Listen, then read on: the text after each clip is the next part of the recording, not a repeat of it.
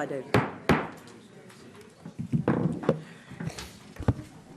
Ladies and gentlemen, I would like to call this November meeting of the Quorum Court to order and welcome everyone in attendance. Tonight, the prayer and the pledge is going to be handled by J.P. Tom Lundstrom. J.P. Lundstrom. Yes, you'll join me in prayer. Our precious Heavenly Father, we're always so thankful for the mercy and grace that you bestow upon us from day to day. We want to especially remember our good friend and comrade Harvey Bowman tonight as he struggles with certain physical concerns.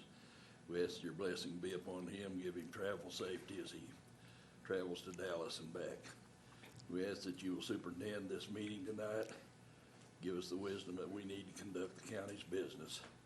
We ask these things in the name of our Lord and Savior, Jesus Christ. Amen. Amen. I pledge allegiance to the flag of the United States of America and to the republic for which it stands, one nation under God, indivisible, with liberty and justice for all.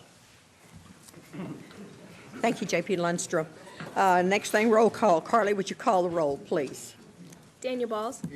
Harvey Bowman. Rick Cochran. Robert Dennis. Lisa Ecke. Ann Harbison. Sharon Lloyd. Tom Lundstrom. Here. Eva Madison. Sue Madison. Joe Maxwell. Gary McHenry. Joe Patterson. Butch Pond. Bill Essery. Quorum present. Next thing we have is the adoption of the agenda. Yes, Judge, I'd like to make a motion that we add 9.2, a revised 14.1, and add 16.1 to the agenda. I have a motion. Do I have a second to add to the agenda? Second. All in favor say aye. Aye. Opposed, same sign. Move to pass the agenda as approved, as amended. I have a motion. Okay. I have a motion and a second. Yes. Judge, I would like to offer a friendly amendment to that, to move the budget vote earlier in the schedule so that we're not tired when we get to that, and we can handle that appropriately. What? When is that on the agenda? I haven't even looked at it. J.P. Maxwell. Right now, it's not on the agenda because it's got the number of other business. Okay. He just added 16. The 16.1, yes, that's what we're talking about. 16. Do you accept that as a friendly amendment? Yes, ma'am. Do I have a friendly second? Second. Okay, so, Well- Oh, I can't. Karen's point, where's it going? Yeah, where, Let's move it in where on place the of- agenda? Item 10, Okay. you just bump, In front of? yes. Okay. do we need to take another vote on that, or is it okay? Okay, No. let's go ahead. We've got a motion to move this to item number 9 on the agenda. All in favor, say aye. Aye. Well, I'm sorry, go ahead. I think it should be before 9. Is that what you're saying? Because 9 and 10 are really sort of the same. I'll take that as a friendly amendment. Be fine. I mean, there's no point in splitting those up, so. Okay. Then let's say we're going to do that as 8.1. How is that? Okay, all in favor say aye. Aye. Opposed, same sign. That has been moved.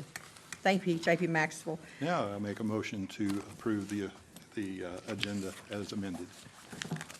I have a motion and a second to approve the agenda as amended. All in favor say aye. Aye. Opposed, same sign. Next thing you have before you is approval of the minutes. Yes. I have read all 3 sets of minutes, and Carla's made some minor corrections, and I move approval. I have a Second. motion to approve the minutes. Who has a second? Okay, I have a motion and a second to approve the minutes. Yes, Are we doing all of them at the same time? yes. Okay, well, I wasn't here for one of them, so I'll have to abstain if we blend them all together, but that's fine. Okay, Carly, call the roll, please. Daniel Balls. Yes. Harvey Bowman. Rick Cochran. Yes. Robert Dennis. Yes. Lisa Ecke. Yes. Ann Harbison. Sharon Lloyd. Tom Lundstrom. Yes. Eva Madison. Sue Madison. Joe Maxwell. Gary McHenry. Joe Patterson. Butch Pond. Bill Essery. Thank you. County judge business, I have several appointments that I would like to run before the court. I would like to tell you which boards and who they are and vote on all of them at the same time, if I can get a motion to do that. So moved. Get a second? Motion and a second to approve all the members. Okay, what I'm going to do is the Washington County Board of Directors for the Washington Regional Medical Center, to reappoint Mr. Greg Lee to serve an additional 6-year term as a member of the WRMC Board of Directors beginning January 1 of 16. In addition, WRMC Washington Regional Medical Center has submitted the nomination for Dr. Randall Hightower, Chief of the Medical Staff, to serve a 2-year term on the board. This will also begin on January 1 of 2016. The County Library Board, the City of Farmington has recommended Jane Vest to fill the seat on the Washington County Library Board, previously held by Betty Hummel. This appointment is for a 5-year term and will begin January 2016. Rural Development Authority, I am recommending the appointment of Benny Stout for another 5-year term on the Washington County Rural Development Authority. And then the Washington County Water Authority, I am recommending the reappointment of LaJoyce Duncan to the Washington Water Authority for 5 years. Do I have a motion to accept these board members? Okay, and we have a second, so all in favor say aye. Aye. Opposed, same sign. Thank you very much. I wanted to have discussion. I wanted to say thank you to Betty Hummel for serving on the library board. I totally agree. She's done an awesome job. Thank you very much, Robert. The next thing, I do have one other thing on Aries County Judge. Let me see if I can find my place.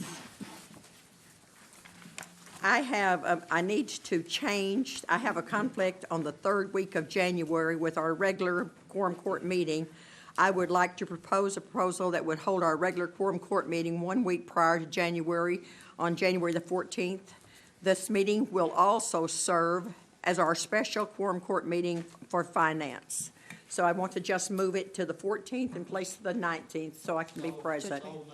I have a motion. Yes, do you reckon? I'll be out of town. I think it's important that we keep our regular quorum court meetings on the same night. I mean, I know that all of us have to miss occasionally, but this change will force me to actually miss a regular quorum court meeting.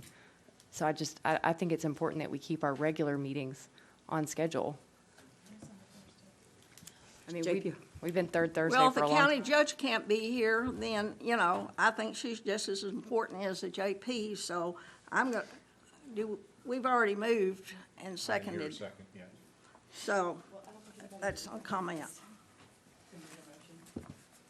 I had a motion from Pond, and who did the second?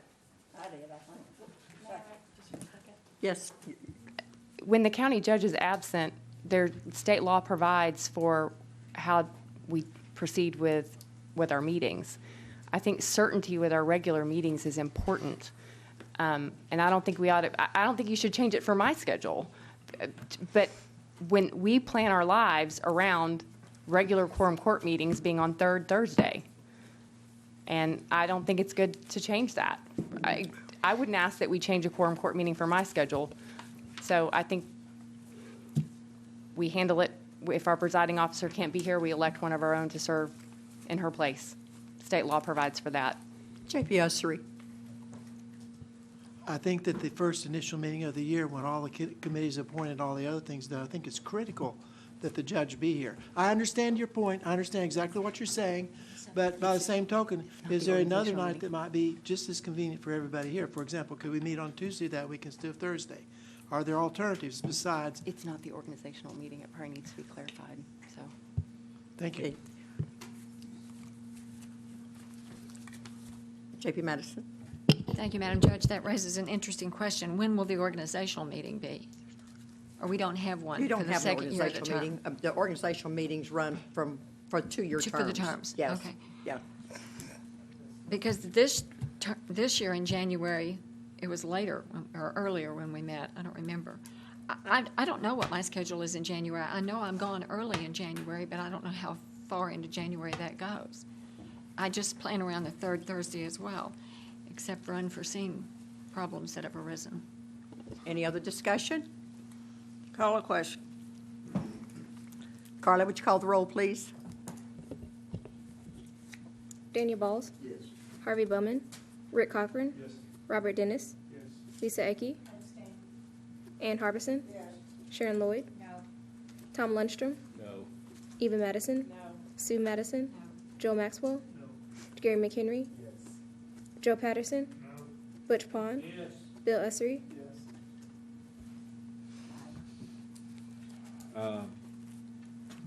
Judge, the House is divided, 7 in favor, 6 against, 1 abstention. The motion fails. Okay. I would like to make a statement, if I may.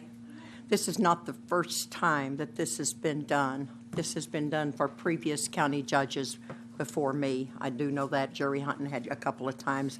I know that Charlie Johnson also had a couple of times. I just want to make that point made that this is not the first time this has been done. So thank you very much.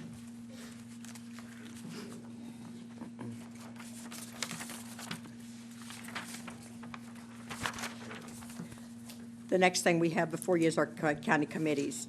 J.P. Madison. Thank you, Judge. The County Services Committee met on November 2nd, which seems like a really long time ago now. I was grateful for Ms. Sandage to give me the notes and refresh my recollection.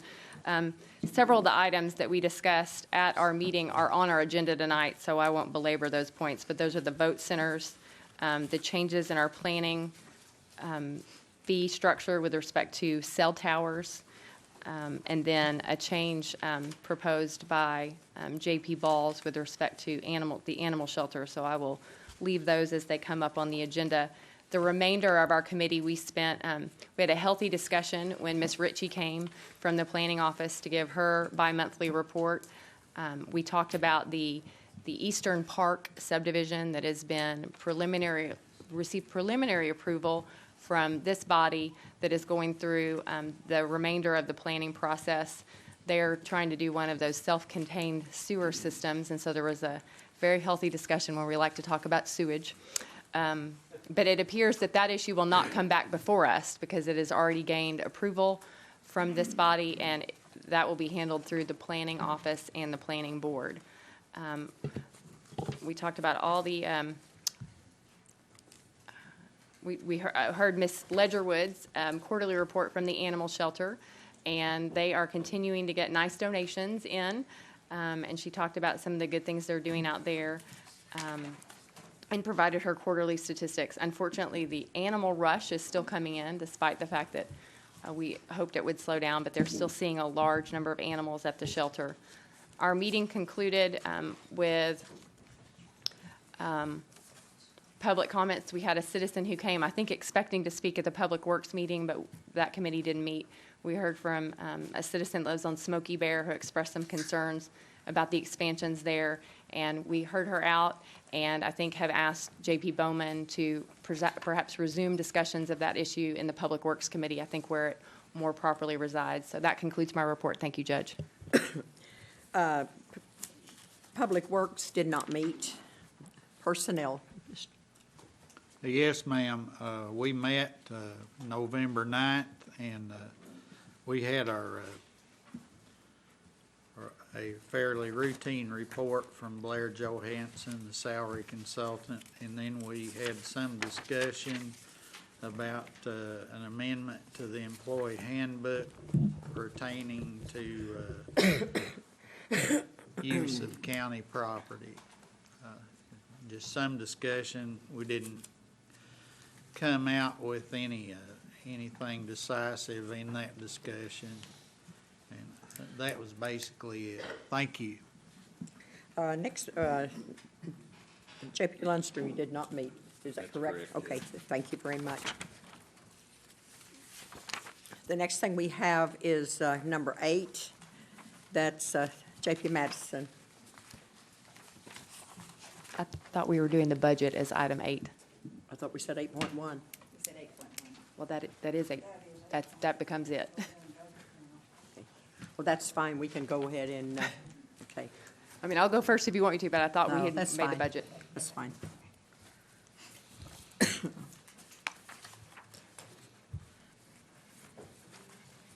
I guess the floor, Yes, that's okay. correct. J.P. Cochran, did you? Yes, I move that we bring this back from the table and open to discussion. I have a motion and a second to bring this off of the table for discussion. There's no debate, Judge, and it takes just a simple majority vote. Okay. Let's do a roll call, Carly. What are we voting on? You're bringing it off the table. Now, you're not voting on the budget. Not voting on it. We're just voting to bring it off. You're just Yes. bringing it, yes. Daniel Balls. Yes. Harvey Bowman. Rick Cochran. Yes. Robert Dennis. Yes. Lisa Ecke. Ann Harbison. Sharon Lloyd. Yes. Tom Lundstrom. Yes. Eva Madison. Sue Madison. Joe Maxwell. Gary McHenry. Joe Patterson. Butch Pond. Bill Essery. Okay, so now I guess the floor is open for discussion on the budget. Yes, J.P. Harbison. We do have a motion on the floor, correct? No? I thought, Just to bring it off the table. okay, I'm going to make a motion then that we pass the budget as we have worked on it for 12 meetings. It's cost the county $37,000. I think it's time we wrap this up. Thank you. But now, hang on just a moment. Now, this was on the first and reading, so we're going to have to suspend the rules and move this on to the second reading. But first, we're going to have to read the ordinance by, is that not correct? Judge, couple things. Please. I think it's probably prudent for me to read the whole ordinance now, simply because we didn't vote on it the other night, and it needs to be read. If it doesn't garner 10 votes for whatever reason tonight, it needs to be read at 3 successive meetings. So there wouldn't be a reason to suspend the rules if it doesn't get 10 votes. Okay. All right? So my recommendation is to go ahead and read the whole thing at this time. And with, who moved? I did. With Justice Harbison's blessing, I'll do that at this time. Yes. An ordinance recognizing revenues and appropriating monies for expenditures in each fund for Washington County, Arkansas for the year 2016, and adopting a budget for the various departments reflecting the line item expenditures thereof. Be it ordained by the Quorum Court of Washington County, Arkansas, Article 1. The Quorum Court of Washington County, Arkansas has prepared a county budget for the year 2016 for all funds, said budget reflecting the anticipated revenues of Washington County and the line item expenditures authorized for each department within each fund of said county, the number and compensation of deputies and county employees, and the compensation of county officers. Article 2, a copy of said 2016 for each budget for each fund with approved amendment shall be on file in the county clerk's office. Article 3, the said 2016 budget is hereby incorporated herein and adopted in full, and all expenditures reflected therein are authorized to be expended. Article 4, the 2016 budget controls are hereby adopted and incorporated herein as if set out word for word. Article 5, the collector's unappropriated fund is a fund separate and apart from the above funds as administered by the county. Article 6, if any part of this ordinance is held invalid, such invalidity will not affect any other portion of this ordinance. Article 7, all laws and parts of law in conflict with this ordinance are repealed.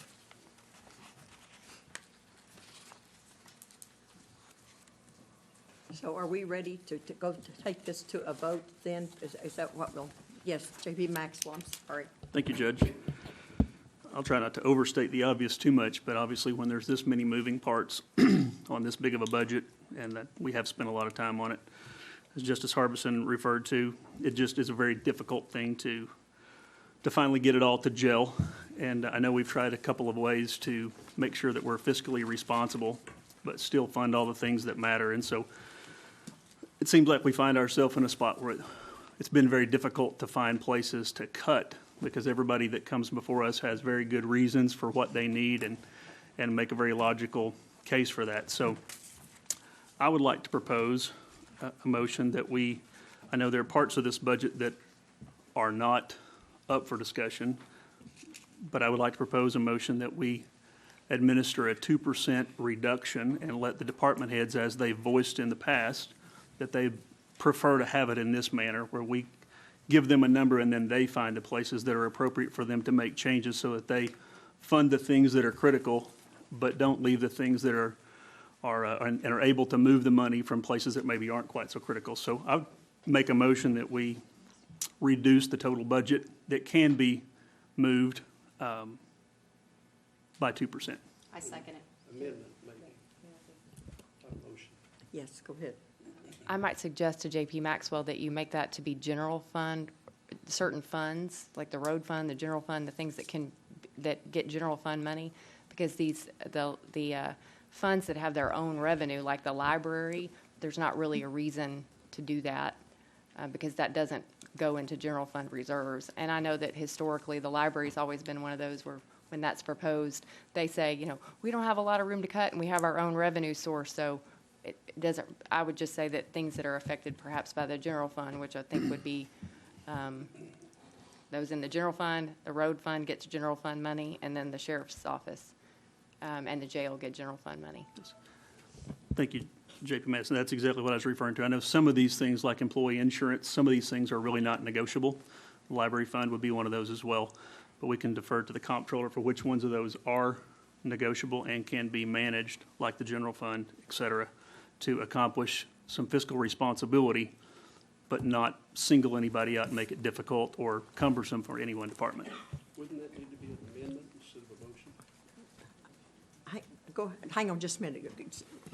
Zaga, can you? That I understood it to be that. And he didn't use the word amendment, but I understood what he was saying to be exactly that. So, yes. Okay. Thank you. Okay. J.B. Pond? Okay, now I guess I've got a question.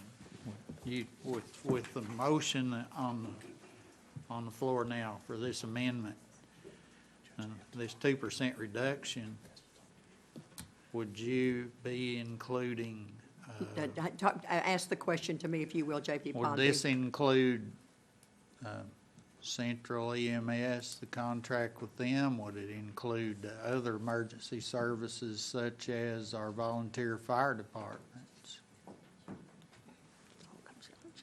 Mr. Zaga, you know? I'm not a budget person, so. Judge, the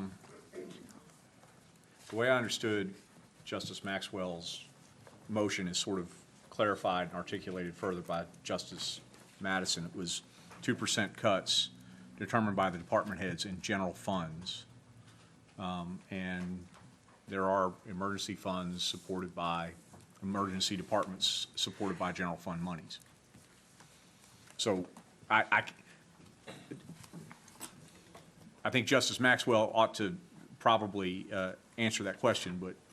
I'll not look over there at Justice Maxwell. I don't think it'd bother him much, but I would have and I think our emergency funds are things like EMS and the fire department, which are, you know, they're just operating on a shoestring budget as it is.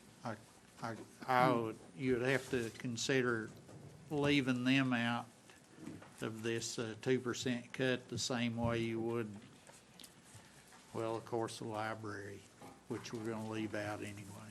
Thank you. So do we need a question answered here by J.P. Maxwell?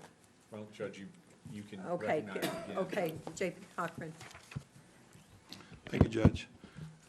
I would offer a friendly amendment to describe the decrease to a 2% reduction in the 1,000 county general fund, a 2% reduction in the 2,000 road fund, and a 2% reduction in 3017 jail fund to be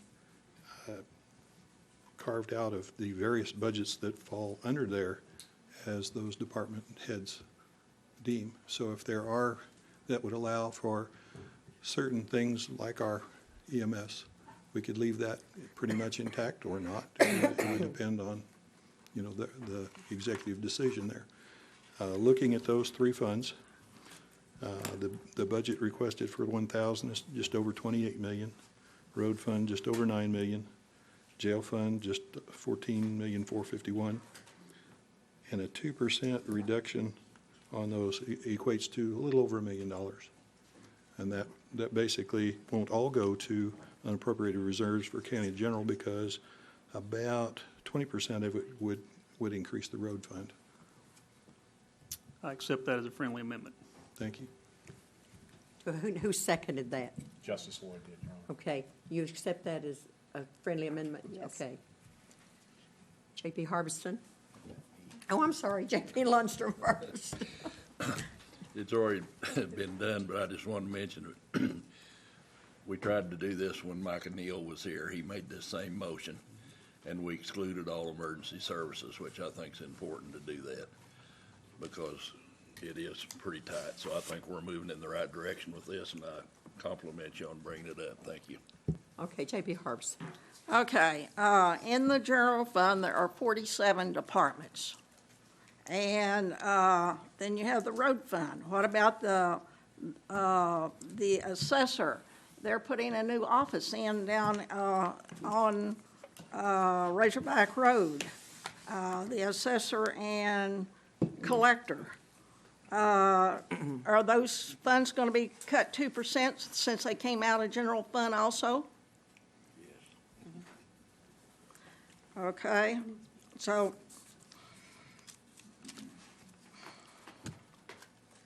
that's all I have. Okay, now I need to ask a question here. Hang on just a moment. Cheryl, go ahead.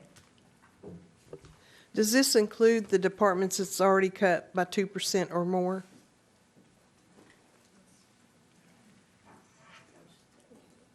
Yes, go ahead, J.P. Maxwell. Which departments are you referring to, Ms. Bollinger? Several departments that already reduced their budget as much as they could, and some of them are more than 2% or 2% or more. Would you ask them to cut again? Which ones are you specifically referring to, I guess? Well, the very first one is county judge. You go down through the list. Circuit clerk. No, not circuit clerk. Treasurer. Need a piece of paper.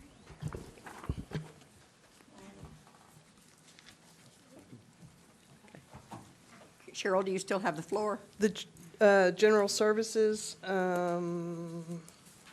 archives,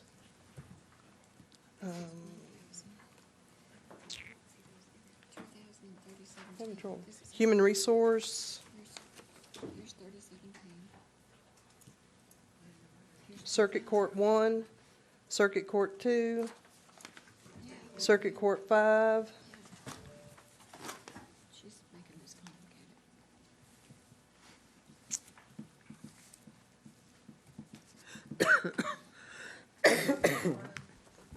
Is that all, Cheryl? That's the ones in county general, yes. Okay. Okay, J.P. Lloyd.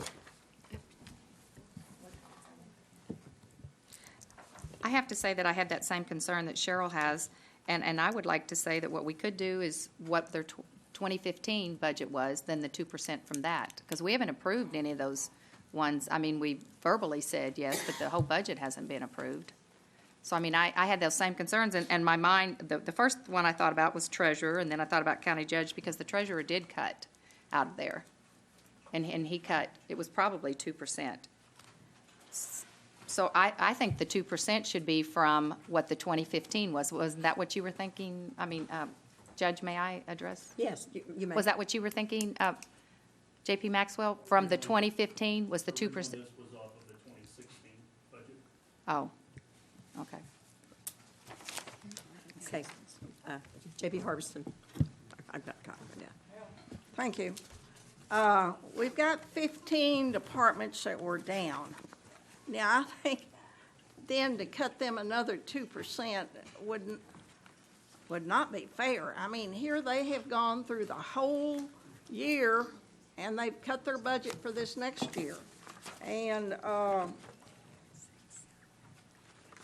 going to amend the motion that we only cut 2% from those budgets that increased.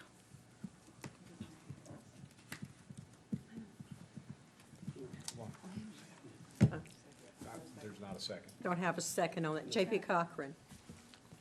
Well, what I want to do is to reiterate something that I made in my friendly amendment, is that the 2% reduction was in aggregate, meaning in total. So those various departments under the county general, under the road fund, would need a 2% cut in total. So if someone has already taken a 2% cut, you might take 2.5 somewhere else, and that would kind of cover theirs, just wherever. It can be in labor, it can be supplies, capital, whatever they want to do. That way, they have the latitude within those aggregate funds to bring the overall budget down. So we're not pointing at any one particular area, and those who are in charge at the top of the heap for the county general, for the road, and for the jail can look at the various departments and decide where that money should be reduced. They have full latitude later with budget controls to move money around should they need to do so next year. This will give us $1 million or so infusion, about $800,000 into county general, a couple $100,000 into the road fund, and that will help us achieve our unappropriated reserve goal that we're shooting kind of the low target. And I just want to say that again so folks are not thinking, oh, somebody's already had 2%, 3% cut, they're going to hit them again. No, this is an aggregate for that overall group. Thank you, Judge. J.P. Yes. Dennis. Thank you, Madam Judge. I respectfully will not vote for this. If we did this bad on all this many accounts, we need to go back to work. And the good thing about that is we've maxed out on our salaries, so we can do it for free. And so I'll vote no on this because we had department managers come and sit in front of us and argue their points, and we accepted at that point.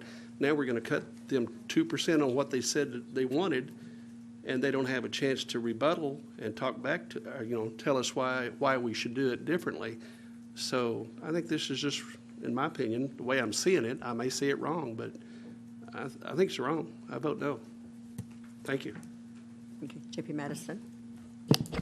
Thank you, Madam Judge. With all due respect to my colleague, J.P. Dennis, when I observed some of the budget meetings last fall before I got elected, they had sort of come to an impasse where it was becoming difficult to achieve the bottom line that they were seeking. And the chairman of finance volunteered to go meet with various departments and sat down and negotiated the end result that everybody had had sought to achieve, and everybody ended up being happy. So in some ways, I think that's what we're trying to do. When we attempted last night in a somewhat futile effort to try and trim where we thought there were some excesses, we ended up raising budget. So I think this is really a way for the departments themselves to look at their budgets and find where they might acknowledge some little bit of cushion that they could have to swap around with later in the year if need be. And it doesn't, really tie their hands. It gives them the prerogative to help the county be where we all want it to be. I mean, this certainly makes me feel better about whatever the new year could be. I mean, we're having a winter season upon us. We have the lawsuits I've mentioned. So I'm certainly much more comfortable with this proposal than any I've seen before. Thank you. J.P. Esri. If we'd set a target at the beginning, and we'd talk to these guys and we'd work with them at the beginning, I wouldn't have an issue with this at all. But I think here it is, the 9th hour. Everybody's come before us. Everybody's invested hours of time. We've invested hours of time. To do what we're asking to be done here is going to take hours and hours, and it's going to take a lot of our time. We're going to have more meetings, go further over budget, and we spent a great deal of money Tuesday night, and we walked away, and we were really no different than when we walked in the door. And that money just right out the window. And again, we proposed that we were going to save that just through the IT department, we could save the county lots and lots of money, but because it was going to increase salaries just a little bit, we decided not to do that. I guess I'm too much of a businessman, and the way I look at this is like a business, and that we've got, this year we had less money come in than we had last year. And yet, our reserves didn't drop by the same amount by any stretch of the imagination. And so we're going the right direction. And my proposal, what I think we need to do is, and I've already started taking steps that direction, that we need to work with the different departments, and where we see something that we say they're not doing well, let's come alongside them and give them the tools they need so they can do it better next year. And I think that if we start there, that's where we need to go. And I think we also need to look at the revenue side. One of the things I'm looking at on the revenue side is that that one of the areas that we've not investigated, I think, as thoroughly as we should, and that is the tax on internet sales. I know there's some things going on in Washington, D.C., but I also know there are states that are collecting money right now from the different companies that do internet sales. We're going to figure out how they'll do that, and I'm going to strive very hard to get Arkansas to do the same thing so we can collect that money. We need to look at ways to bring more money in, and whatever that may be. But I think at the 9th hour, to throw this out here, a curveball, I will not be voting for this, and I think that it is really, it's just not the right direction to go at this point. Thank you. J.P. Cochran? Thank you, Judge. I believe that when we started our budget, one of the first things the judge asked us for was our goals for unappropriated reserves. This current form shows 5.4 million, and I believe the lowest number of folks that I recall was 6. So we did set a target. We are not at that target, and I believe that we are within our prerogative to make an adjustment, make it to where the departments can adjust their budgets as they see fit, rather than us just go down and say, here, here, here, and here is where you're going to cut. And that's why Tuesday night we invited a few departments back to discuss some concerns that we had to see what would happen. We negotiated, we voted, and that's where we stand. So I don't think this is inappropriate. I was not on the court when the discussion the year before I came in to reduce on a percentage basis. They were only going for about 350,000 on that. We're going for a little bit bigger number than this, but you know, I could see going 1%, which would hit us to 6 million, but I think it'd be prudent to do 2. Thank you, Judge. Any other discussion? What motion and amendments do we? Oh, I'm sorry, J.P. Patterson, I didn't see you. Thank you, Judge.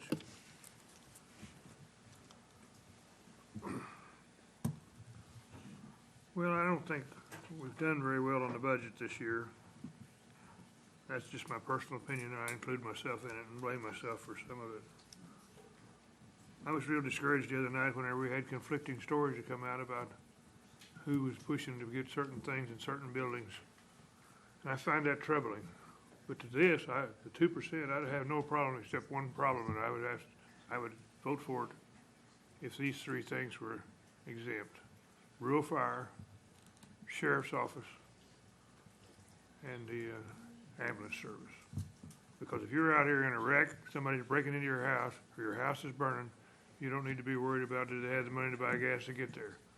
But if I have to come down here and spend an extra 30 minutes to pay my taxes or assess or whatever, that's not a big deal. It's not life-threatening. It's just part of being an American. So I'll support this if that's where we come down on it. But I want, with those 3 exempt.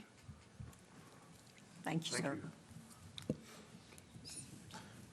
Judge, the motion, you had another JP, I think, but, okay.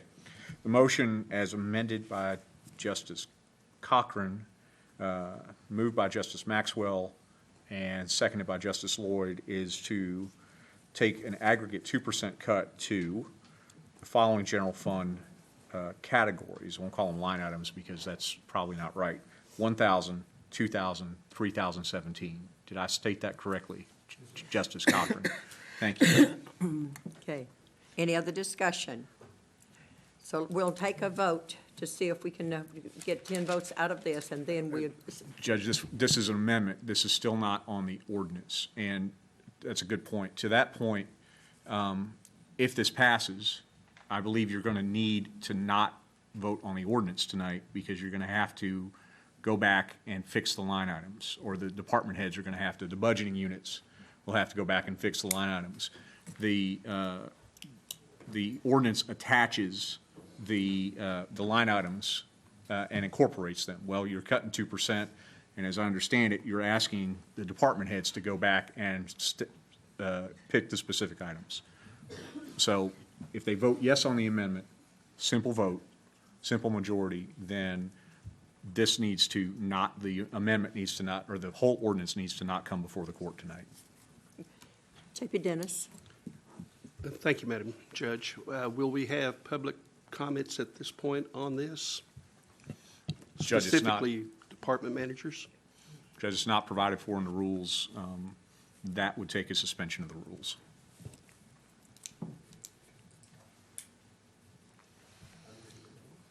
Okay, we ready to vote? Carly, call the roll, please. I'm sorry.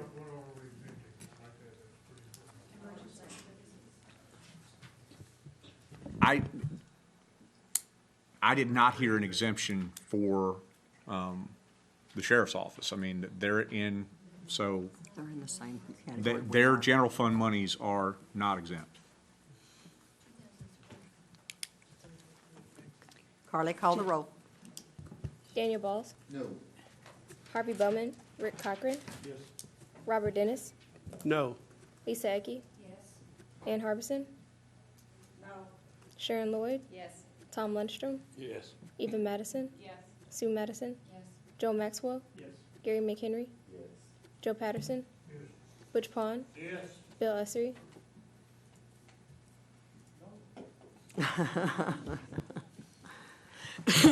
Judge, the motion, the amendment is agreed to.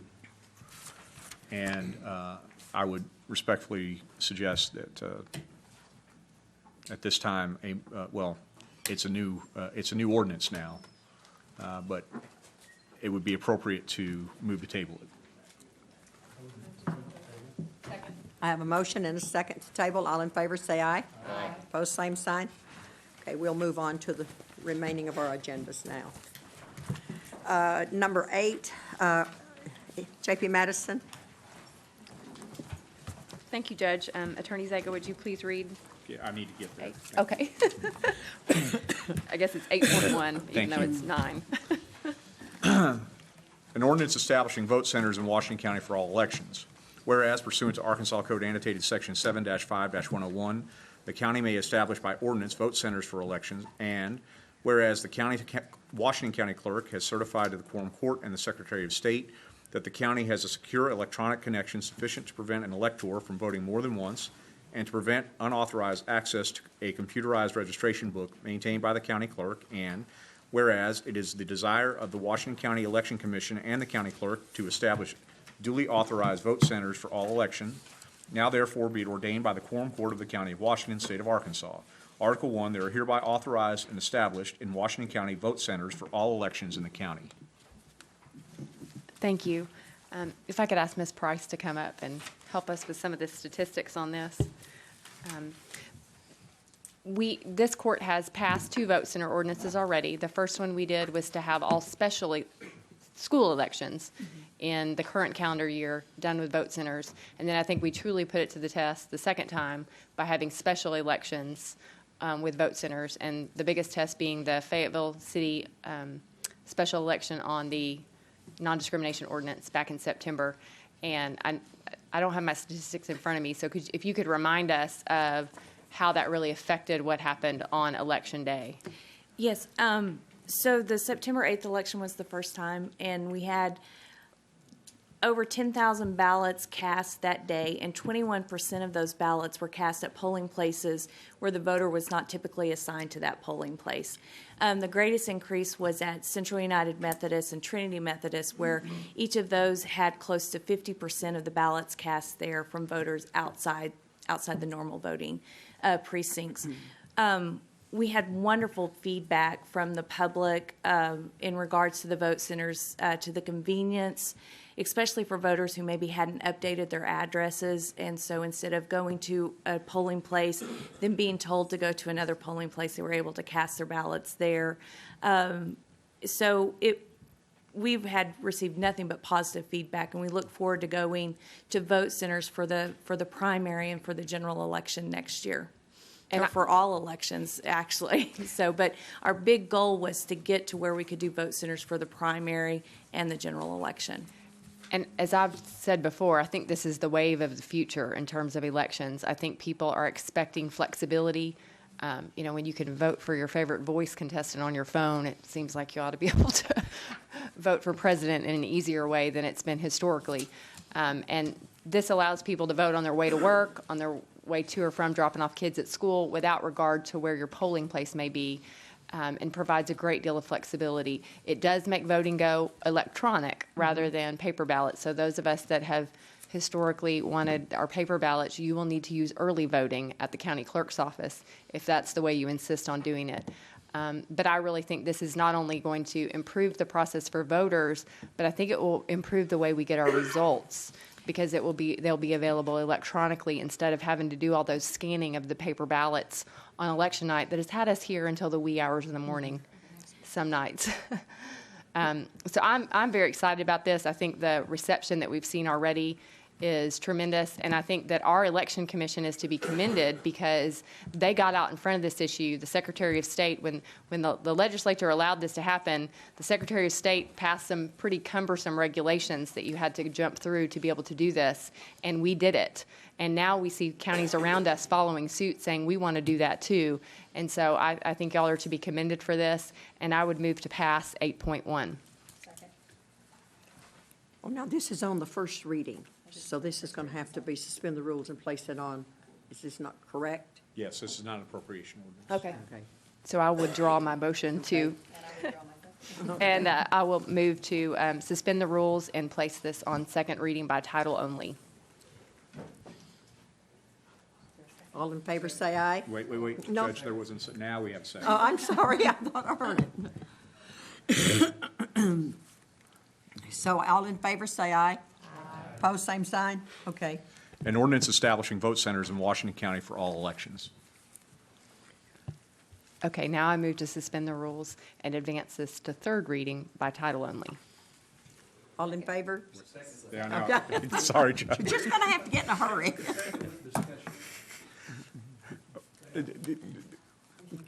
Okay, you're recognized for discussion.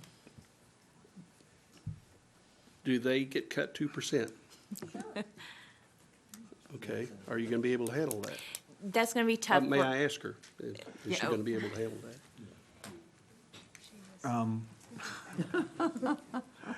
that? Judge, technically, we're talking only about this voting center ordinance, not the budget now. Yeah, we're not talking about the budget, we're just talking about the voting center Okay. right All right. now. And I need to read it one more time, or the title, an ordinance establishing vote centers in Washington County for all elections.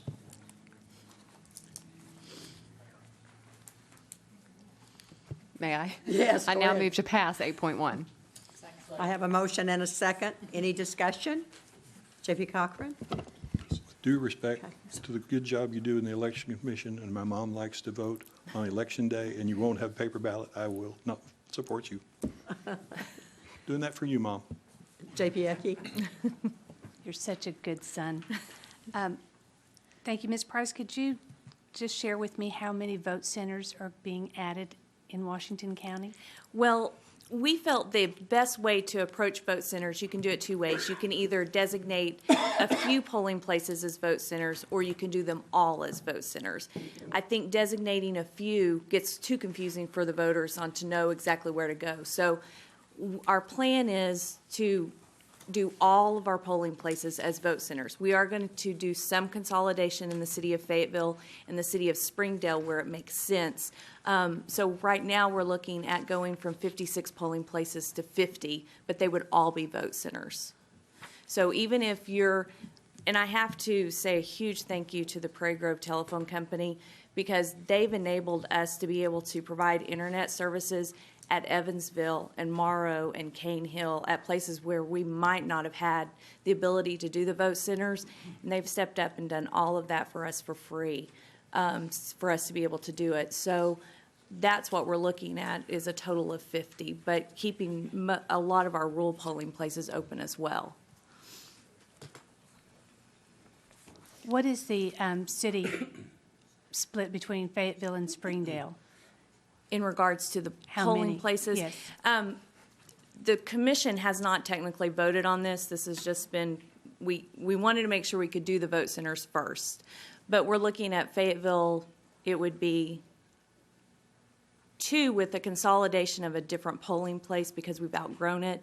And then in Springdale, it will be 2. I think it's 3 in Fayetteville and 2 in Springdale. And are you talking about closing ones or how many we have open? Just how many? Okay, so currently in Fayetteville, we have 17 polling places. In the city of Springdale, we have 11 polling places. So we're looking to consolidate down to, in Fayetteville, we're looking to consolidate down to 14, and in Springdale, down to 11, or down to 9. That's a lot. It is, And but it seems to me, if you don't mind, I think Springdale is just kind of getting the shoulder. actually, no, Springdale doesn't have as many registered voters and doesn't have as many votes cast as the city of Fayetteville does. Because they have fewer centers. No, actually, it's I'd not. like to see more in Springdale. What we're looking at is if we consolidate too much, then you are trying to funnel too many voters through one particular polling place. So that's why we're not consolidating enough. In the city of Springdale, they have far fewer registered voters, and then by tracking the number of votes cast over the years, they still have fewer voters who actually come out and vote than the city of Springdale. It's not impacted by the number of polling places that are open. A lot of times in Springdale, with the exception of the rodeo grounds, the polling places, the lines are not exceptionally long. And in fact, in 2012, we opened one more polling place open in Springdale. We split Tawnytown, city of St. Joseph's, had a large number of Springdale voters voting there, and we actually split that polling place and added an extra one in Springdale. So we've always At the felt... Arvis Ballpark? Arvis Ballpark could not be a polling place. Its hours wouldn't accommodate us on Election Day. Okay. Because we have to be open from 7:30 to 7:30. Okay. Thank you. Thank you, Madam Judge. J.P. Patterson. This is probably one thing we've done that the voters ought to be happy with, because this coming Saturday, there'll be about as many people over here, about a mile, as vote over the whole county in the general election. And they don't have, most of them won't have to go near as far as they will to be over here at the football stadium. Yeah, that's And true. weather, whatever the weather be, they'll be there, 60, 70, 80,000. So I think we've moving these around, having the one at the ball field in the Tawnytown or close, or out in that area at least, and the rodeo ground definitely helps. I voted there for years. So I think the citizens of the county ought to be relatively happy with what we're trying to do here. Thank you. Do I, J.P. Dennis? Thank you, Madam Judge. Please pass along our thanks to Prairie Grove Telephone Company and the Parks family. Yeah. They're always wonderful to support the county. Thank you. Now, I'm going to take public comments before we take a vote on this. Any comments from the public? Okay, we're going to go ahead and vote then. Carla, would you call the roll?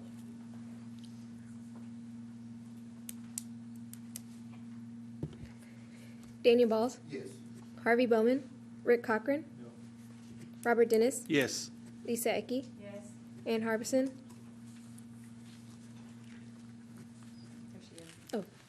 Oh, I didn't know she stepped out.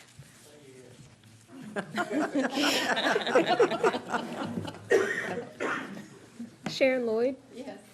Tom Lundstrom? No. Eva Madison? Yes. Sue Madison? Yes. Joel Maxwell? Yes. Gary McHenry? Yes. Joe Patterson? Yes. Butch Pond? Yes. Bill Essery? Yes. Miss Ann? Thank you. Did you mean to say yes? Ann, did you say yes? Okay. Just 12-2. Thank you, Jennifer. Thank you all very much. Next thing we have is number 9, J.P. Madison. Attorney Zago, would you read 9.1 as well? Now- Keep you busy tonight. No, I understand that we've got a corrected version. The one that went out in your packets is not the right one. It's 9.2. It's 9.2, okay. Thank you. Read 9.2 then. An ordinance amending Washington County Code Section 11-76, fees payable to the planning office.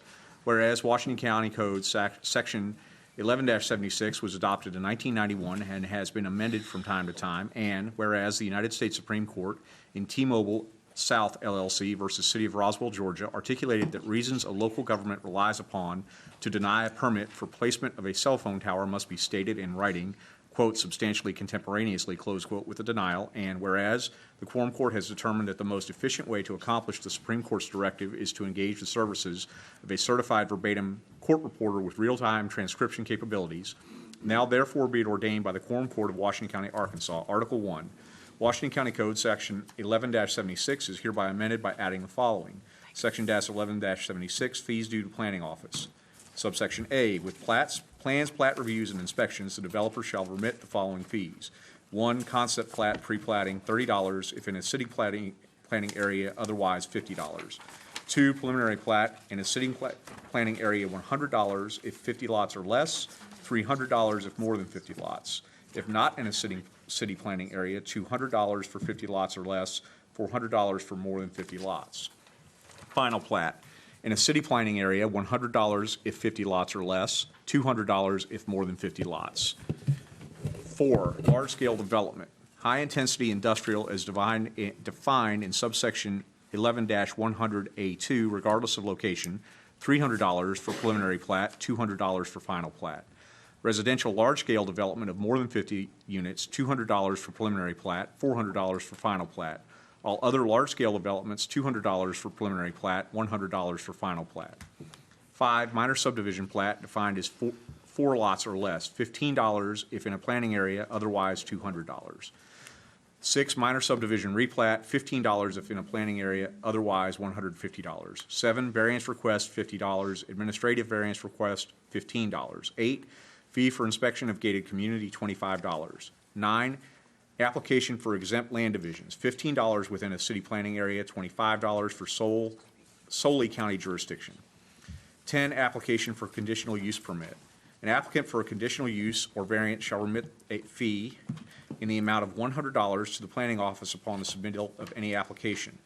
11, conditional use permits for personal wireless services facilities. In addition to any other applicable fee listed in this subchapter, any conditional use permit application for approval of a personal wireless services facility is defined in the Federal Telecommunications Act of 1996, 47 United States Code, Section 332C7C1 and 2, shall also be accompanied by a $1,500 fee payable toward the estimated cost of a court reporter to attend and transcribe the records of meetings of the Quorum Court at which such personal wireless services facility application is considered.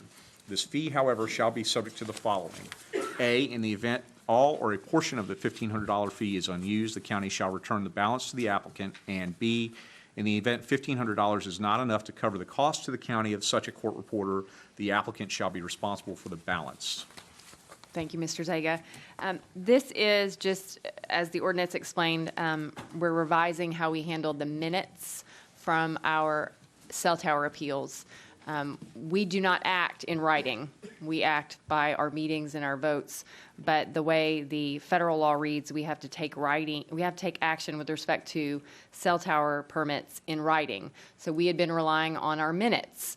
But our minutes are not fast enough for the United States Supreme Court. And so Mr. Zega found a way around that we will have a court reporter here anytime we are considering a cell tower appeal. And the court reporter will prepare our minutes very quickly so that they are then available to comply with the Supreme Court's requirements. That is why we're charging the applicant a $1,500 charge to cover the cost of that court reporter. And as it explained, if that fee is not used, it will be returned. If it goes over that, the applicant will be responsible for that. I think that about summarizes it. So I would move to suspend the rules and advance this to second reading by title only. I have a motion and a second to advance to the second reading. All in favor say aye. Aye. Opposed, same sign. Thank you for letting me read this by title only. Thank you. An ordinance amending Washington County Code Section 11-76, fees payable to planning office. Okay, I now move to suspend the rules and advance this to third reading by title only. I have a motion and a second. All in favor say aye.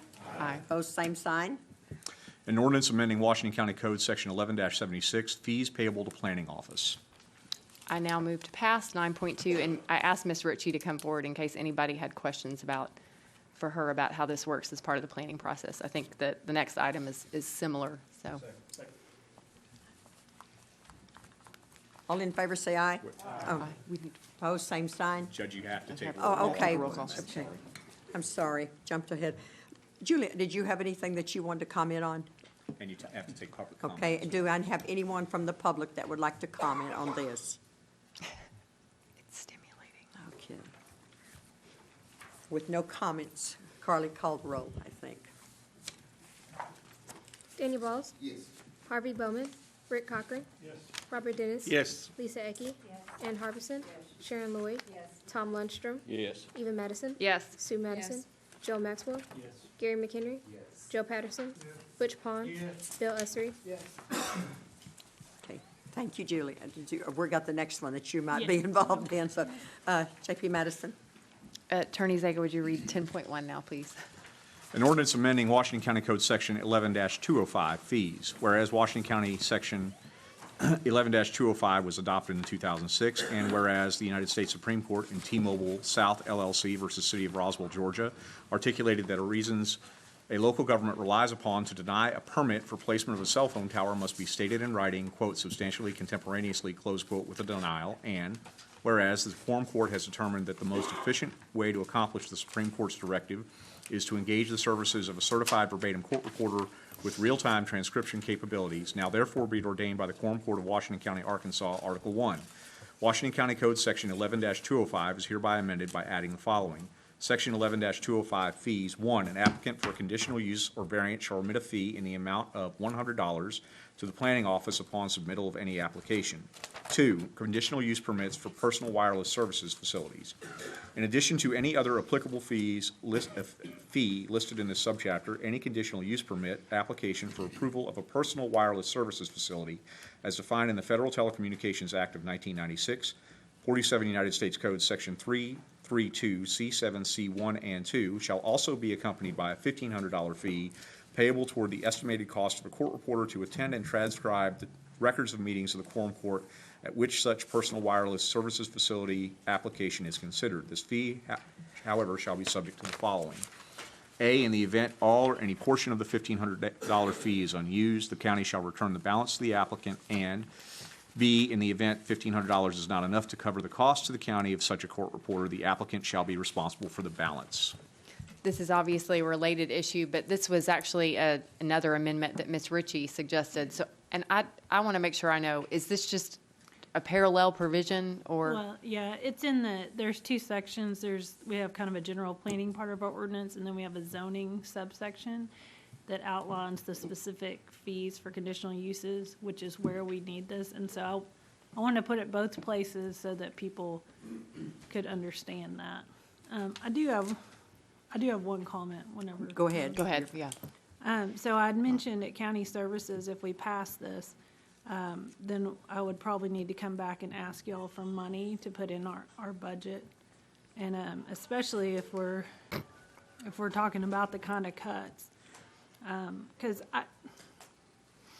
when y'all passed that, I mean, last year when we cut out of, we didn't use the percentage that we cut coming out of personal services, like our salaries for people, which for a lot of departments is a really big chunk. And I didn't hear when y'all talked earlier about excluding that. So you understand when you ask us to cut 2% of our entire budget, if you're taking salaries into consideration, I mean, that takes a huge chunk out of our operating budgets. So I didn't have much padding before. I have zero now. I mean, I don't. So anyway, I'll definitely, if that's what we're doing, which I don't, is that what we're doing? 2%, including personal services? Do you understand what I'm saying?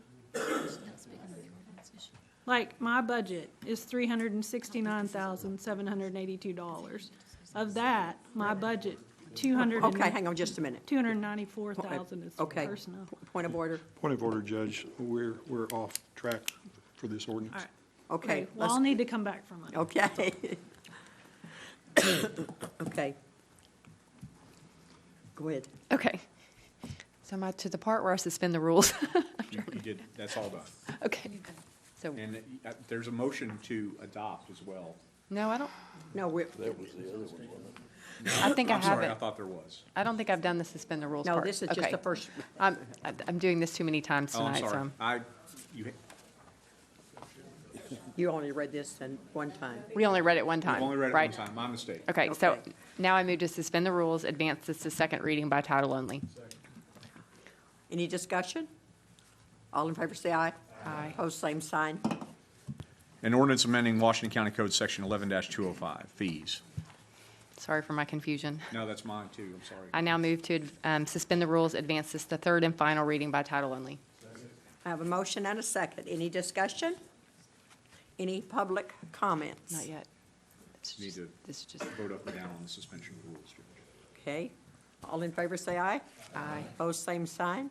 Okay. An ordinance amending Washington County Code Section 11-205, fees. Now I move to pass 10.1. I have a motion and a second. Any discussion? Any public comment? This is kind of getting confusing for everyone, I know. So, all in favor say aye. But you have to take a We roll have to take a call. roll Oh, call. okay. I'm sorry. Carly, call the roll, please. Daniel Balls? Yes. Harvey Bowman?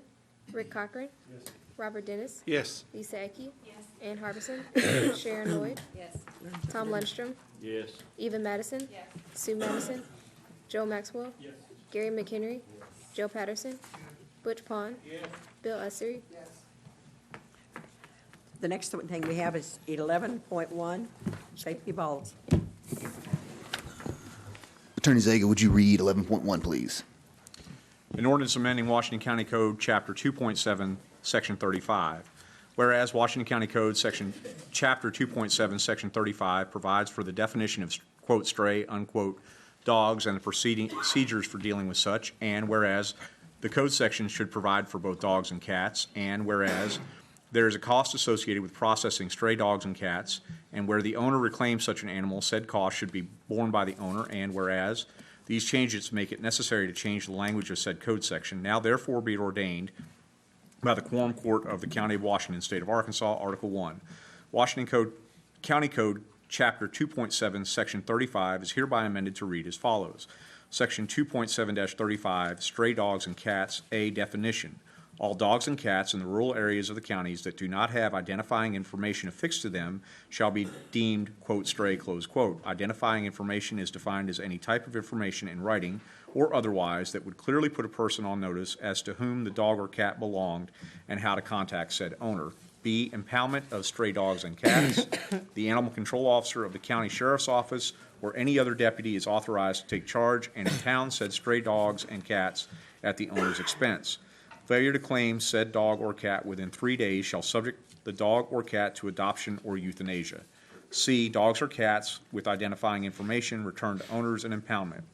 Dogs or cats that have identifying information will be returned to the owner at no cost unless said owner cannot be contacted within 24 hours, at which time said dog or cat shall be subjected to impoundment at the owner's expense. Failure to claim said dog or cat within 10 days of, there should be an of inserted there. Impoundment shall subject the dog or cat to adoption or euthanasia.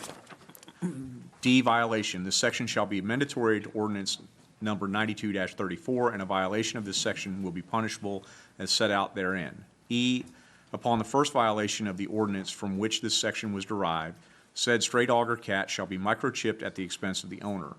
Any dog or cat impounded more than once shall be spayed or neutered at the owner's expense before being released to the owner. In accordance with state statute, all required vaccinations shall be current before the dog or cat leaves the shelter.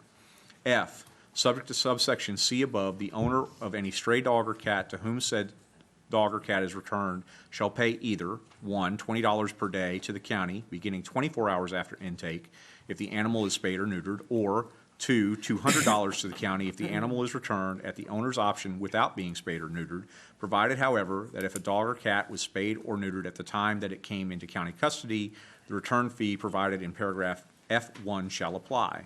G, severability clause. If any court of competent jurisdiction finds that any section, clause, sentence, or phrase of the ordinance from which the section was derived is invalid or unconstitutional, that finding in no way affects the validity of the remaining portions of the ordinance from which this section was derived.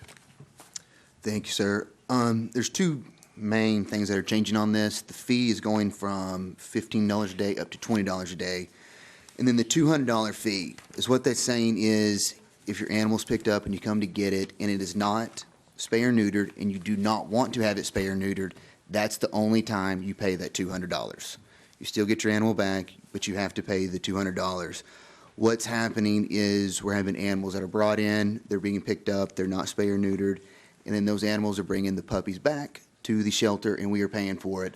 So I think this just gives the shelter a little bit of incentive to kind of push along, poke people along to get their animals spayed or neutered. So I'm going to make a motion that we suspend the rules and read by title only. Have a motion and a second. All in favor, say aye. Opposed, same sign. An ordinance amending Washington County Code, Chapter 2.7, Section 35. I'm going to make a motion that we suspend the rules and read by title only for a third time. I have a motion and a second. All in favor, say aye. Opposed, same sign. An ordinance amending Washington County Code, Chapter 2.7, Section 35. I'm going to make a motion that we pass 11.1. Discussion, yes, J.P. Madison. Thank you, Madam Chair, and I fully support the ordinance, let me say that. And the question I have is on existing language in A, where it says identifying information is defined as any type of information in writing or otherwise that would clearly put a person on notice as to whom the dog or cat belonged. And I'm not sure whether a person means a shelter person or a neighbor.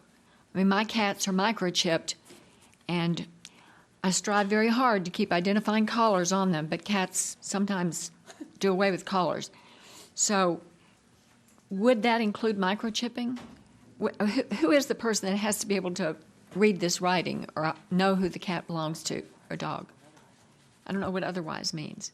I would assume it would include microchipping. Okay. Because, yeah, all my animals are microchipped also. When you scan it, and if it's there, it pops up. I would assume that includes that. Okay. It doesn't mean any person. It means certain people.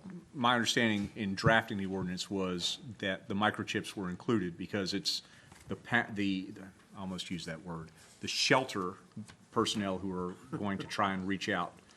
This is talking about impounded animals in our shelter who are going to try and reach out and get to the owner. So microchip would serve that purpose. Okay. Well, I just wanted to be clear because I wasn't sure who a person was there, but you might talk to shelter people and make sure we all agree that it's shelter people can read this microchip. Thank you. Any other? J.P. Dennis. In theory, I'm for it. However, I didn't notice this when we first approved it, but 3 days or euthanasia, I think that's too soon. I don't like the 3 days. 5 days maybe, but not 3. 3's too soon to have the choice of putting it down. Justice Dennis, just as a point of information there, that's how the ordinance currently reads. So you may want to consider bringing that before the committee if you want to increase that time language, but that's the current reading of the ordinance. Okay, J.P. Madison.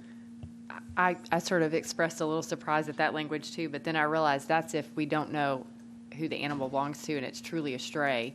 If you are a responsible pet owner and have your pet microchipped or have a collar on, then you fall under subsection C and you get longer. So you get 10 days. So I agree with you, 3 is pretty short. I don't think the shelter is probably acting on 3 days, but yeah, no, I don't think they are. I mean, we see the reports on euthanasia and things, and I think that's pretty. It's not happening that quickly, but at least if they have identifying information, they're held longer. Because I think concern is that if someone's pet escapes while they're on vacation or something, and you get back, 3 days is too short. But 10 days with a collar or a microchip, and they're still there. Any other discussion? Any public comment? Carla, would you call the roll? Daniel Balls? Yes. Harvey Bowman? Rick Cochran? Yes. Robert Dennis? Yes. Lisa Ecke? Ann Harbison? Sharon Lloyd? No. Tom Lundstrom? Yes. Eva Madison? Sue Madison? Joel Maxwell? Gary McHenry? Joe Patterson? Butch Pond? Bill Essery? Okay, the next one we have is number 12, J.P. Cochran. Thank you, Judge. Each year, At this time of the year, we have to levy the school taxes and county and municipal taxes. That is what 12.1 is. Attorney Zager, would you please read 12.1? An ordinance levying the county municipal and school district taxes for the year 2015, whereas Article 7, Section 30 of the Constitution of the State of Arkansas requires justice of the peace of each county to, quote, sit with and assist the county judge in levying the county taxes, close quote, and whereas Arkansas Code Annotated Section 14-14-904 provides that, quote, the Quorum Court at its regular meeting in November of each year shall levy the county, municipal, and school taxes for the current year, close quote, now therefore be it ordained by the Quorum Court of Washington County, Arkansas, Article 1. The following taxes are hereby levied for the year 2015 for Washington County, Arkansas. Real estate and personal property. A, County General 3.9 mills, County Road 1.1 mills, County Library 1.0 mills to be collected throughout the county except for this property within the city limits of Fayetteville. Article 2, the following taxes are hereby levied for the year 2015 for the respective municipalities within Washington County, Arkansas. See attached appendix for breakdown. Real estate and personal property. A, Fayetteville 4.1 mills. B, Springdale 8.2 mills. C, Elkins 5.0 mills. D, Greenland 2.9 mills. E, West Fork 5.0 mills. F, Winslow 3.0 mills. G, Farmington 5.0 mills. H, Tawnytown 3.0 mills. I, Elm Springs 5.0 mills. J, Johnson 5.0 mills. K, Prairie Grove 6.5 mills. L, Lincoln 6.5 mills. M, Goshen 0.0 mills. 1.0 mills is a library millage and is to be collected only inside the city limits of Fayetteville. 3.1 mills is for all other legal purposes. Article 3, the following taxes are hereby levied for the year 2015. The representative school districts within Washington County, Arkansas, real estate and personal property. Fayetteville number 1, debt 20.65 mills, M&O 25 mills, total 45.65 mills. B, Farmington number 6, debt 17.6 mills, M&O 25.0 mills, total 42.6 mills. C, Elkins number 10, 19.2 mills, M&O 25.0 mills, 0 mills rather, total 44.2 mills. D, Prairie Grove number 23, 17.9 mills for debt, M&O 25.0 mills for a total of 42.9 mills. Lincoln number 48, 17.7 mills, M&O 25.0 mills, total 42.7 mills.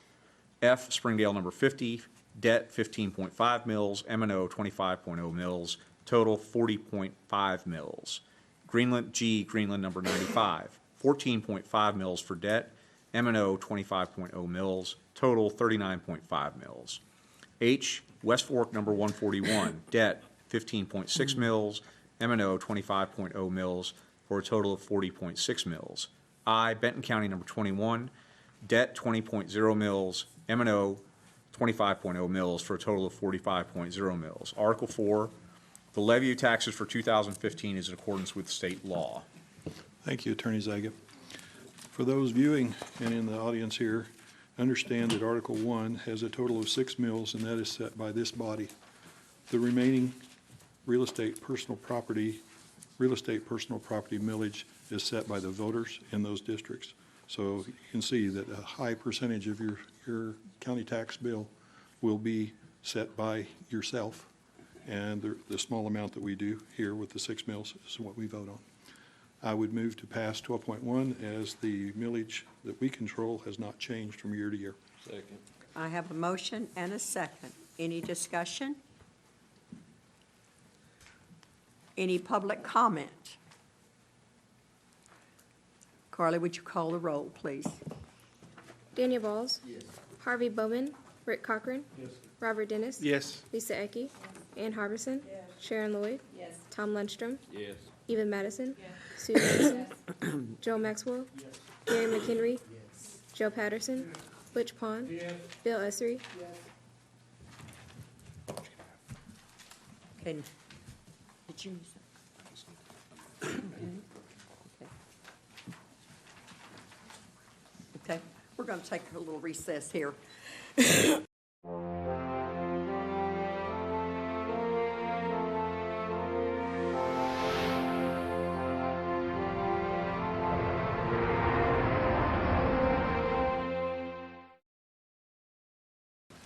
I'd like to call our meeting back to order.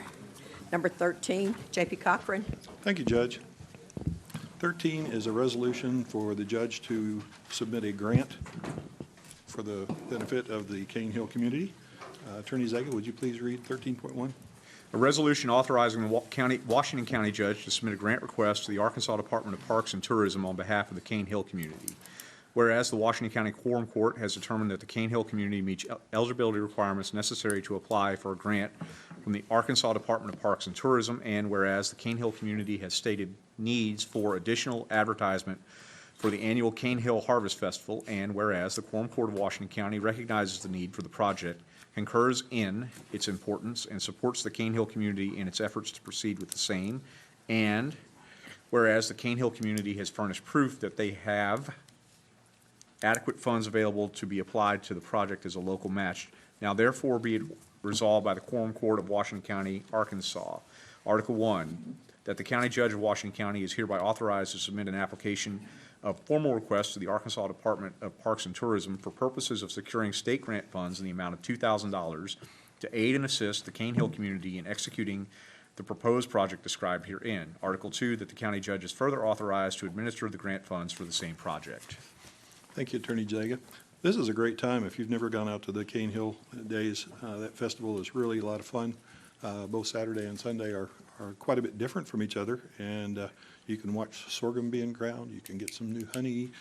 You can have breakfast out there. There's quilts, some great people that know quilting if you're interested in that. It's a great deal, and with the building being restored, I think this is a great idea. Thank you, Judge, for wanting to do this, and I move to pass 13.1. Second. I have a motion and a second. Any discussion? Any public comment? Carly, would you call the roll? Daniel Balls. Yes. Harvey Bowman. Rick Cochran. Yes. Robert Dennis. Definitely yes. Lisa Ecke. Ann Harbison. Yes. Sharon Lloyd. Yes. Tom Lundstrom. Yes. Eva Madison. Yes. Sue Madison. Yes. Joel Maxwell. Yes. Gary McHenry. Joe Patterson. Butch Pond. Yes. Bill Essery. Number 14, J.P. Cochran. Thank you, Judge. 14 is a ordinance where we recognize additional revenue and appropriations for the personal line items in various budgets. Attorney Jay, would you please read 14.1 revised? An ordinance recognizing additional revenues and making appropriations to personal line items in various county budgets for 2015. Article 1, there is hereby recognized additional revenue in the amount of $158,729 in the following revenue line items in the general fund for 2015. Reimbursement salaries, $148,729. Transfer from Circuit Clerk Commission Fee Fund, $10,000, for total revenues of $158,729. Article 2, there is hereby recognized additional revenue in the amount of $128,090 in the prisoner care reimbursements revenue line item of the jail fund for 2015. Article 3, there is hereby appropriated the amount of $10,000 from the Circuit Clerk Commission Fee Fund to the transfers out line item of the Commission Fee Fund budget for 2015. Article 3, there is hereby appropriated the amount of $128,191 from the general fund to line items in the following budgets for 2015. Circuit Clerk overtime, $10,000. Social Security matching, $765. Retirement matching, $1,450, for a total appropriation of $12,215. Collector part-time, $3,200. Social Security matching, $245. Retirement matching, $464, for a total appropriation of $3,909. Quorum Court, part-time salaries, $36,526. Social Security matching, $2,795, for a total appropriation of $39,321. Sheriff, overtime, $74,554. Social Security matching, $5,704. Retirement matching, $10,811, for a total appropriation of $91,069. Coroner, part-time salaries, $10,000. Social Security matching, $765. Retirement matching, $1,450, for a total appropriation of $12,215. A total appropriation in the aggregate of $158,729. Article 4, there is hereby appropriated the amount of $30,538 from the road fund to the following items in the road budget for 2015. Road overtime, $25,000. Social Security matching, $1,913. retirement matching $3,625 for a total appropriation of $30,538. Article 5, there is hereby appropriated the amount of $128,090 from the jail fund to the following line items in the jail budget for 2015. Jail overtime, $104,991, Social Security matching, $7,875, retirement matching, $15,224, for a total appropriation of $128,090. Thank you, Attorney Zaga. Ms. Bollinger, would you speak to ordinance 14, or, excuse me, item 14.1, please?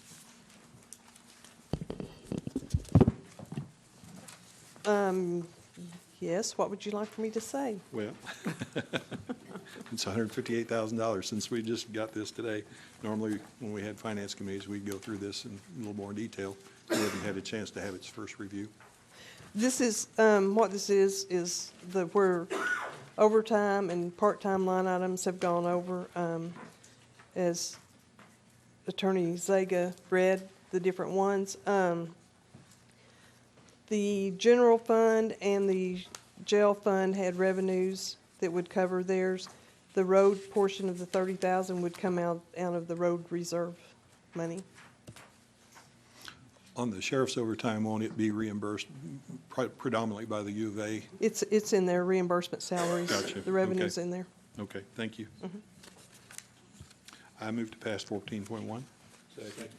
I have a motion and a second. Any discussion? Any public comments? Carly, call the roll, please. Daniel Balls? Yes. Harvey Bowman? Rick Cochran? Yes. Robert Dennis? Yes. Lisa Ecke? Ann Harbison? Yes. Sharon Lloyd? Yes. Tom Lundstrom? Yes. Eva Madison? Yes. Sue Madison? Yes. Joe Maxwell? Yes. Gary McHenry? Yes. Joe Patterson? Butch Pond? Yes. Bill Ussery? Yes. Number 15, J.P. Lundstrom.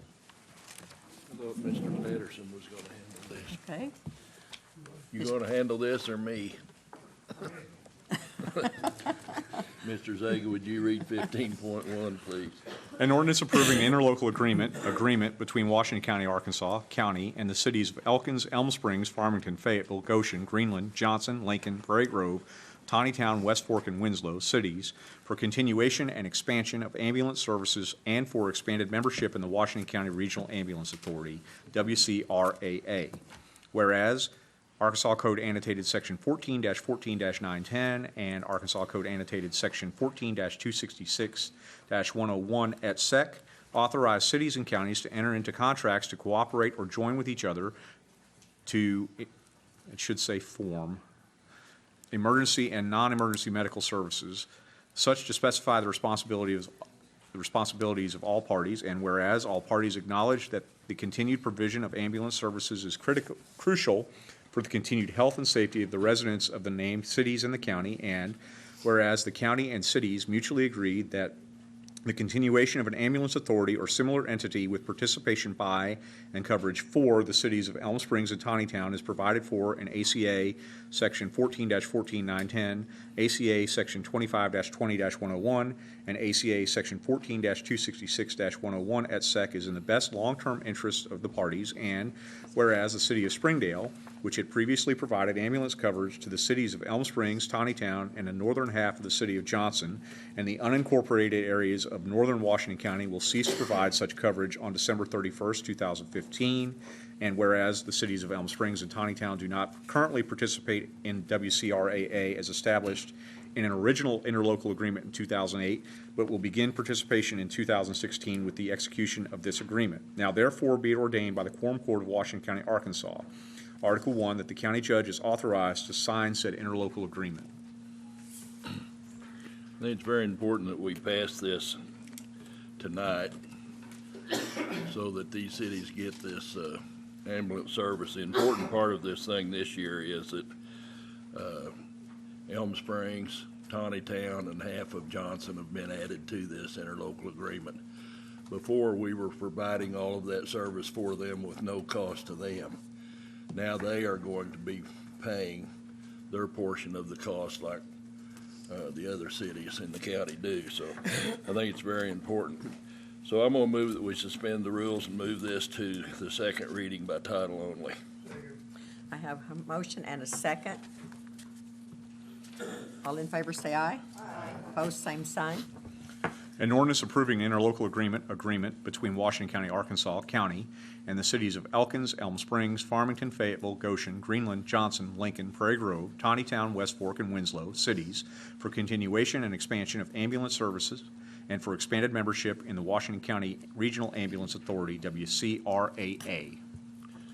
I'd now move to suspend the rules and move it to the third and final reading by title only. I have a motion and a second. All in favor say aye. Aye. Opposed, same sign. An ordinance approving an interlocal agreement between Washington County, Arkansas County, and the cities of Elkins, Elm Springs, Farmington, Fayetteville, Goshen, Greenland, Johnson, Lincoln, Prairie Grove, Tawnytown, West Fork, and Winslow cities for continuation and expansion of ambulance services and for expanded membership in the Washington County Regional Ambulance Authority, WCRAA. I now move that we pass 15.1. I have a motion and a second. Any discussion? J.P. Patterson. I'd like to make a few comments, Judge. Yes, you're welcome to. This has been about 7 or 8 years this has been going on since this started. And when we started it, everything was kind of up in the air, even to the point that there was an ambulance company coming here, and I believe it was from Houston, Texas, and they parked an ambulance by the mall, and then they set up the business with one ambulance to compete with the one we now have in Springdale. But over the years, we've just a lot of changes, a lot of getting the small cities on board, setting fees for the county and the cities.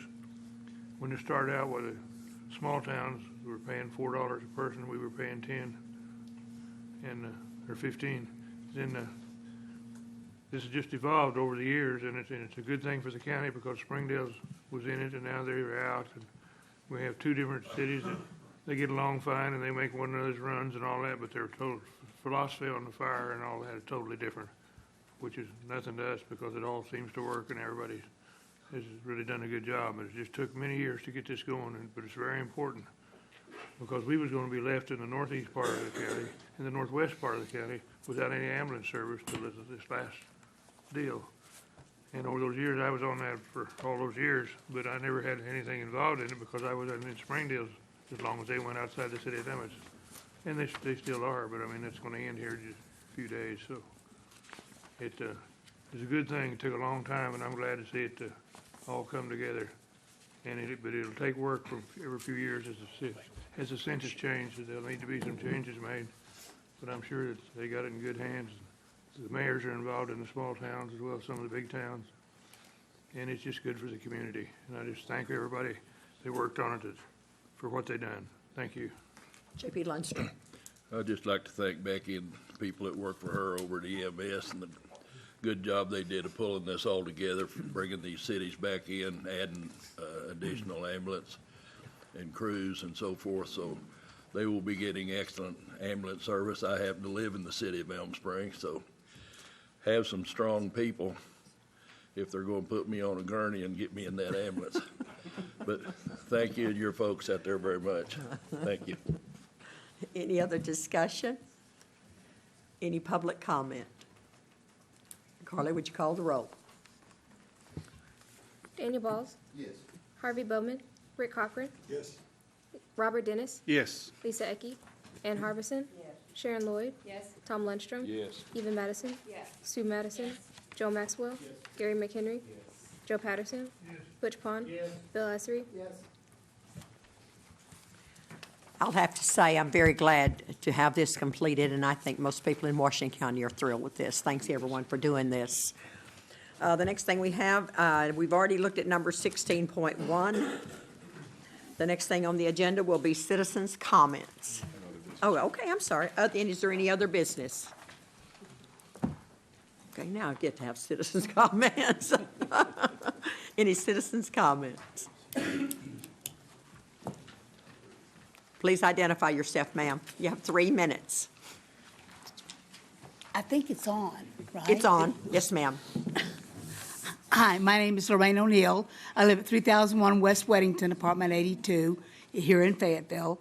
And I just want to commend you for all the hard work all of you have done on the budget.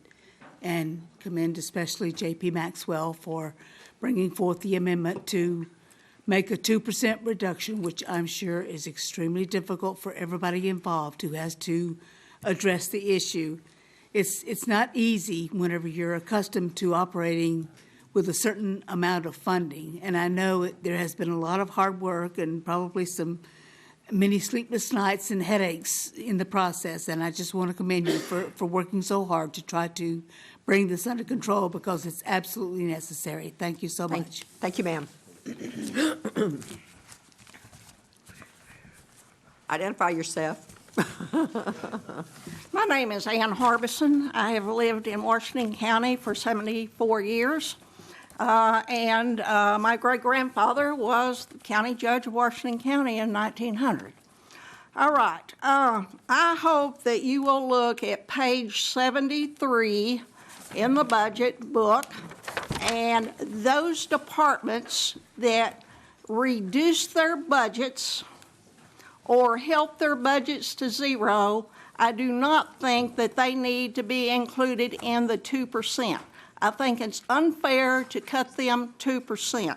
So anyway, as a citizen, it's very important that you use our tax money efficiently. We have used our tax money efficiently. We cut $4 million out of this budget last year. We had no capital outlay. As J.P. Maxwell reminded me, there were a few people that came back and got some capital items during the year, but basically we cut them all out. I think we've done a good job on the budget, but I definitely think that these people that reduce their budgets and are at zero should not get the 2% cut. Thank you. Thank you. Any other comments? Identify yourself, Renee. Hi, I'm Renee Bybee, the grant administrator. While I respect what J.P. Maxwell wanted to accomplish with the 2% decrease, and I am fine with doing that under operations and supplies, however, the largest portion of my budget is personal services. Out of $125,000, personal services is $110,000 in my budget, which equates to, I don't have the ability to cut personal services. So it equates to a 16.5% cut in my operations, which if you take 16.5% out of $15,000, that's $2,500, which is a small amount. However, I'm already on a shoestring budget. I administer $2.387 million in grants a year. If you were to pay an outside administrator to do that, you would pay $238,000. Again, my budget's $125,000. So you're already getting a pretty good bargain.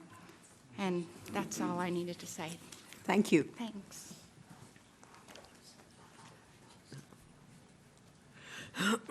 Juliet, please identify yourself for the record. My name's Juliet Ritchie. Well, I think y'all are aware of the issue with the 2% cuts. It does cause some issues for us, is some imbalance in cutting our operating cost. You know, for mine, I just ran some quick numbers. For me, there's some things I can't cut because I can't. You know, I have to be able to print things. I have to be able to pay a lease on a copy machine to do that. I mean, there's some things I can't cut. So the things that I have that are flexible are, I guess, training for people. And, I can not replace computers as quickly as I need to. Both of those things to me affect quality of service, and they also affect the morale of people in our department. It's becoming very frustrating to me. I feel like morale is a big issue in the county right now. I don't know if you understand that or not, but it is. I feel like every year we cut, and we cut. And I want to know if anybody's working on a bigger plan. To what end? Is this what it's going to be every year? We get to the end, you listen to everything that we ask for in our justifications, and you seem to think they're pretty reasonable for the most part. And then, in a way that seems somewhat flippant, you go and just say, okay, well, just eliminate 2%. I'm not certain that it was clear to y'all what that would do to us. But I guess I'm just frustrated. I hope that if this is what it has to be, then that's fine. But I hope that in future years we can have some clear communication about what your expectations are at the beginning, so we can start at the beginning. And I hope, too, that we can discuss bigger issues. You know, we're not getting raises this year. I know we're doing bonuses. It's not the same. It's different. And that's a morale issue, too. So if we don't have the money because we're afraid to do raises this year, you know, because we're, and I understand you don't know if you will have the money to sustain it next year. So what's the plan for morale going forward? Are we going to have some alternative plans to help boost things? As a manager, I'm having a hard time. You know, we're already operating you know, depending on how you look at Blair's figures, 3 to 5% below market. Okay. And people could walk up the street and work at the city of Fayetteville for similar jobs, or they could go to Benton County and do the same things. I mean, to me, those are our direct competitors when it comes to employment. I realize that the millage is a sensitive topic, but, you know, Benton County, they levy 5 mills for their general fund. They're our direct competition. I guess I don't understand why some of these things Juliet, aren't your discussed 3 at all. minutes are up. I'm terribly sorry. I wish that we had a longer plan for the future, especially in regard to the people in the county, because they're important. Thank you very much. Please identify yourself. Good evening. I'm Rick Hoyt, Washington County resident, Washington County employee with the Sheriff's Office. I just did some quick numbers back there tonight with this 2%. I just wanted to tell you what it means to the Sheriff's Office. First of all, my sheriff's budget, the part that comes out of the general fund, we requested $6.9 million this year, and you tentatively approved that. That was actually, if you take the capital out, that was actually a cut from what we asked for last year, okay? When you put that in, it's a 2% raise when you put the capital back in. I got no capital last year. If you take out my personal services from my budget, that leaves me $1,026,783. That 2% cut actually means I've got to cut $139,000 out of that million. That's a 13.6% cut.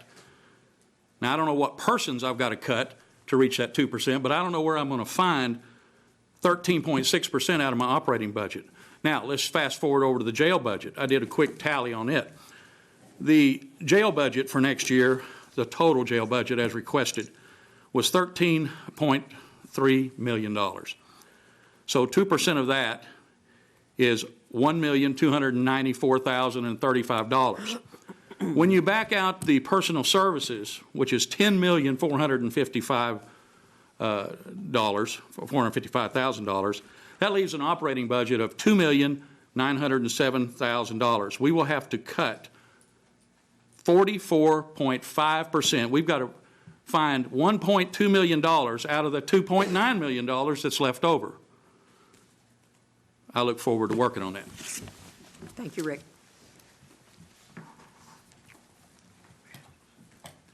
Identify yourself. Cheryl Bollinger, Comptroller. And I first want to say I really appreciate the work you guys do, because you come in with limited knowledge and you're making some big decisions. But I want to remind you that we put this book together this year so you would look at it and figure out what you want to do up front. If you want to make cuts in the budget, you had them all, you could look at them and tell us then. No, you want to look at every line item, every department. So everybody came in. We spent $37,895 on meetings so far. You have 4 more scheduled, which it looks like we will use at least that many. And that'll be $24,487 additional dollars. So that was our request up front, is look at the whole picture and decide what you want to do, and don't waste everyone's time coming in, because we did the exact same thing last year. We've already done it this year. Think about it for next year. Please don't do it again next year. Thank you, Cheryl. Any other comments? Do I have a motion to adjourn? Second. I have a motion and a second. All in favor say aye. Opposed, same sign.